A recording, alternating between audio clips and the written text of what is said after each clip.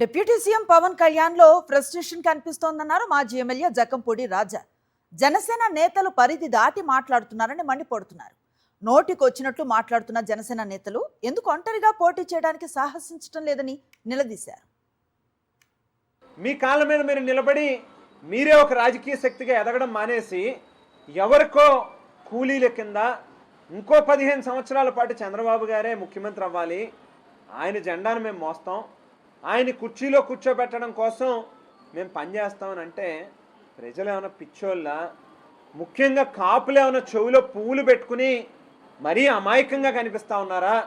Telugu Desam party ఇవాళ అధికారంలో రావడానికి, చంద్రబాబు గారు ముఖ్యమంత్రి అవడానికి కాపులు పెద్దన్న పాత్ర పోషించాలి అని చెప్పి మీరు అడిగారు, అది చేశారు.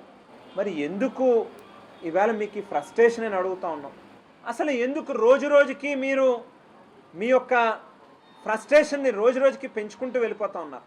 కారణం ఏంటంటే ప్రజల్లో అంతకంతకి పెరుగుతూ ఉన్నటువంటి వ్యతిరేకత ఓ సామాన్యుడు కూడా ప్రశ్నిస్తూ ఉన్నాడు. కాబట్టి మీరు కూడా తప్పు మీద తప్పు చేసుకుంటూ వెళ్తున్నారు. కాబట్టే మీలో ఇంత ఫ్రస్ట్రేషన్ అనేటువంటిది వస్తూ ఉంది.